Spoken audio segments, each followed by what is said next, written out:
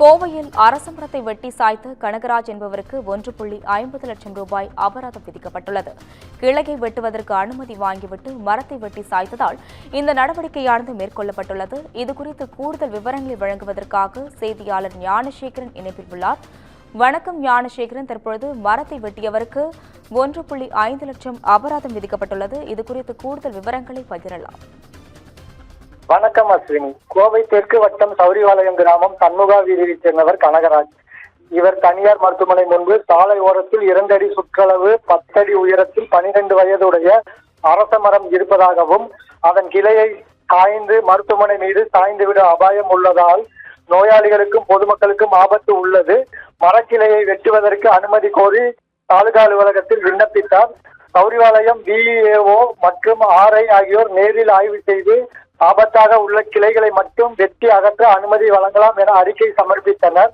உரிய வழிமுறைகளை பின்பற்றி திங்கள் முதல் வெள்ளிக்கிழமை வரை காலை 10 மணி முதல் மாலை 5 மணி வரை சம்பந்தப்பட்ட RI மற்றும் VEO முன்னிலையில் வெட்டி அகற்ற அனுமதி அளித்து மாநகராட்சி கிழக்கு மண்டல உதவி ஆணையருக்கு தெற்கு தாசில்தார் முகமது சைப் உத்தரவிட்டார். மரக்கிளையை வெட்டும் முன்பும் வெட்டிய பின்பும் புகைப்படங்கள் எடுத்து அறிக்கை சமர்ப்பிக்க வேண்டும் என்றும் கோவை டவுன்ஹால் நில வருவாய் ஆய்வாளருக்கு உத்தரவிடப்பட்டது.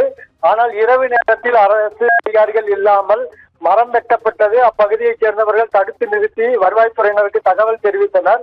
VEO மற்றும் RI ஆகியோர் ஆய்வு செய்து தாசில்தாருக்கு அறிக்கை சமர்ப்பித்தனர். அரசின் உத்தரவை மீறி அனுமதிக்கு மாறாக மரத்தை வெட்டி சாய்த்த குற்றத்திற்காக கனகராஜ் என்பவருக்கு விதிமுறைப்படி 1,05,000 ரூபாய் அபராதம் விதித்து தாசில்தார் முகமது சைப் உத்தரவிட்டார். கனகராஜ் அதனை செலுத்தினார். இது போன்ற குற்றங்களில் ஈடுபடுவோர் மீது குற்றவியல் நடவடிக்கை எடுக்க வேண்டும் என பசுமை ஆர்வலர்கள் கோரிக்கை விடுத்துள்ளனர். மேலும் கிரீன்கேர் அமைப்பின் இந்த கோரிக்கையை ஏற்று மரத்தின் கிளையை வெட்டியதற்கு அதிகப்படியாக 1,05,000 அபராதம் விதித்து தமிழகத்திலே இந்தியாவிலே முதல் முறை என்பது குறிப்பிடத்தக்கது. இதற்காக அந்த அமைப்பைச் சேர்ந்தவர்கள் கோவை மாவட்ட ஆட்சியருக்கு நன்றி தெரிவிக்க உள்ளது குறிப்பிடத்தக்கது. அஸ்வினி, விவரங்களுக்கு நன்றி ஞானசேகரன்.